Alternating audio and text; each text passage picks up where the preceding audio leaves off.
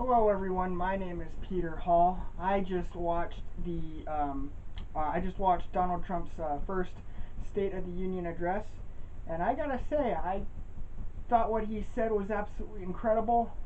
I found it heartening. I found it encouraging. I loved what he said. He was his speech was incredibly patriotic. I mean, he had a whole bunch of guests, like all kinds of different backgrounds and whatever. Like he had a welder, he had a Hispanic special task force immigration gang officer who was targeted by MS-13. He had the parents of two girls who were murdered by MS-13 thugs. I thought his State of the Union address is absolutely incredible, but I found it disheartening that the Democrats still took so much negativity from it. Like when they mentioned like his immigration plan to how he only wants to allow people already illegally in this country to stay. They can stay with their immediate family, like parents can stay with their kids, etc. But they can't bring extended family from another country into America. Like those people can't just be grandfathered in. The Democrats were against that. When Trump talked about how two girls, one of them was Hispanic, the other one was African American. I'm gonna have to look up their names again. But when he talked about how two teenage girls in New York were killed like 2 years ago by MS-13 thugs, the Democrats said that Trump was characterizing all immigrants as violent criminals and gang members, and no, he's not. Okay, I was very disappointed and even upset about that. Um, I just watched Representative Kennedy's reaction to Donald Trump's State of the Union speech, and the guy's a globalist puppet if I ever saw one. Basically, he wants to allow anybody anywhere to come in this country, no questions asked. Um, when he mentioned how like corporate CEOs, when he talked about how like corporate CEOs make like I think he said like 300 times as much as their average workers. My mom comes in and she says, "So you're watching this, right?" So then she says, you people in Congress are the only people who can decide how much their salaries are going to be. You're the only workers who can decide how much their salaries are going to be. The only workers who can give themselves basically a pay raise anytime they want it. Not even top level Fortune 500 CEO, Fortune 500 company CEOs can do that. They have to go to the board of directors to get a pay raise. The president of the United States can't do that. Congress has to approve to give them a pay raise. But Congress can basically vote themselves a pay raise anytime they want it. That's what my mom said. And there have been quite a few people, not just a few, there have been like a bunch of people in Congress who have gotten rich, just as rich practically as any um, top CEO of any Fortune 500 company. Like, they're probably not as rich as like Bill Gates, Warren Buffett, stuff like that, but they're still filthy stinking rich. So I'm gonna look up how much, not the incomes, but how much the members of Congress are worth.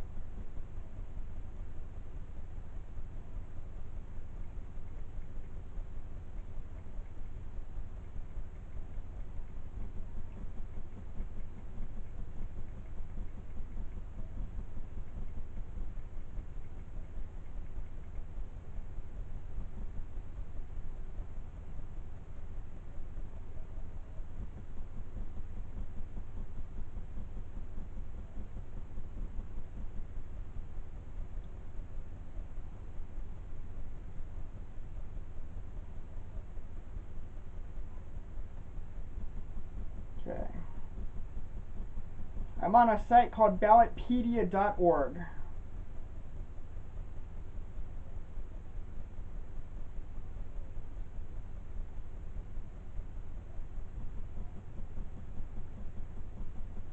Okay.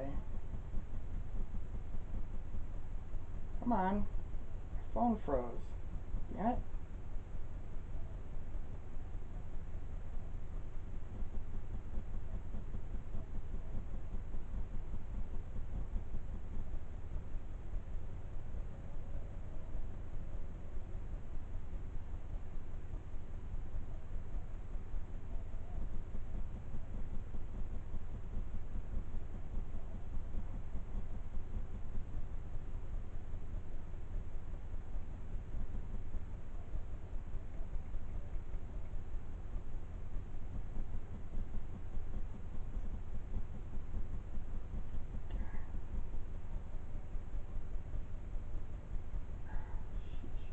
This is stupid.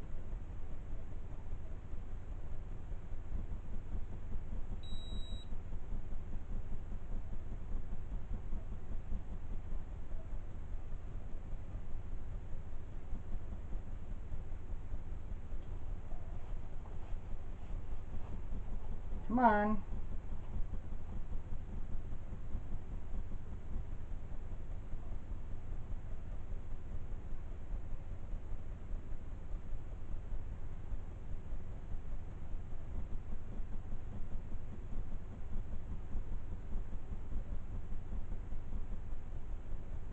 Alright. Okay, I'm actually going to go to a site called cnsnews.com.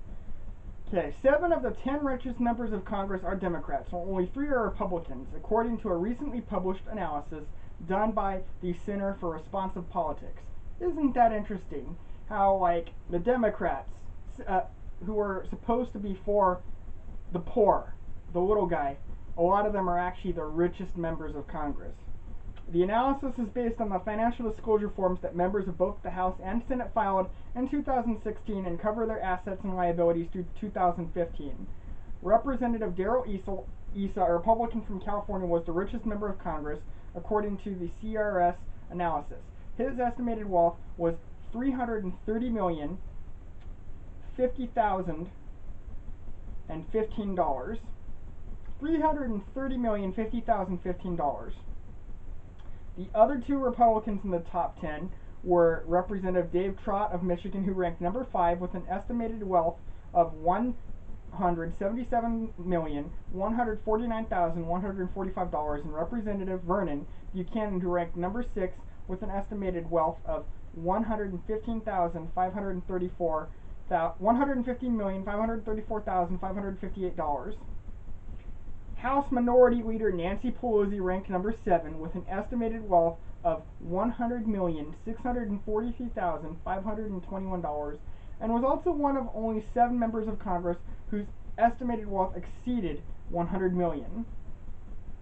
Senator Mark Warner of Virginia with an estimated wealth of $238,816,633 was the richest member of the U.S. Senate and the 3rd richest member of both houses of Congress. The other 5 Democrats, in addition to Pelosi and Warner, who ranked among the 10 richest members of Congress, were Representative Jared Polis of Colorado, $313,556,221, Representative John K. Delaney of Maryland, $232,816,089, Representative Scott Peters of California, $95,569,028, Senator Richard Blumenthal of Connecticut, $81,745,158, and Senator Dianne Feinstein of California. Boy, she's the poorest. $79,067,000. $79,067,057. 4 of the richest members of Congress, Issa, Pelosi, Peters, and Feinstein, are from California, and 2 of those 4 are from the city of San Francisco, Pelosi and Feinstein. Members of Congress list both their assets and liabilities within a range of values rather than by specific value on their financial disclosure forms. The Center for Responsive Politics estimated the wealth of the members of Congress by the following method. Net worth was calculated by summing the filer's assets and then subtracting any listed liabilities. Filers report the amount of each of their assets, transactions, and liabilities as falling within one of several ranges. The minimum possible values for each asset were added together, as were the. Yeah, alright, I'm gonna skip that part. Let's see how much Representative Kennedy makes. He's the guy that gave the reaction to Donald Trump's speech.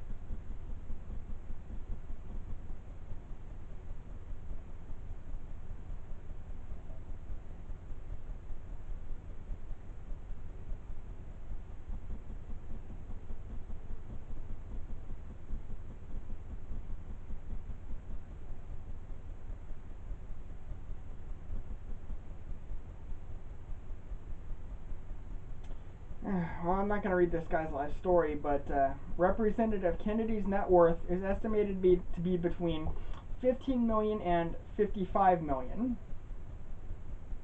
Okay, so obviously he's not as rich as like a top level corporate CEO. He's definitely one of the he's definitely not one of the richest members of Congress, although he's still doing pretty good. But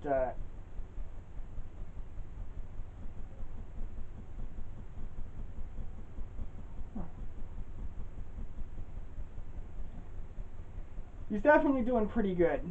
So yeah, it just irritates me that these people have the gall to criticize CEOs, and yeah, CEOs do make a lot of money, and yeah, plenty of them are corrupt and they drive their companies into the ground at the expense of their workers. But these guys, like my mom said, are the only people who can vote themselves a pay raise whenever they want it. That pisses me off.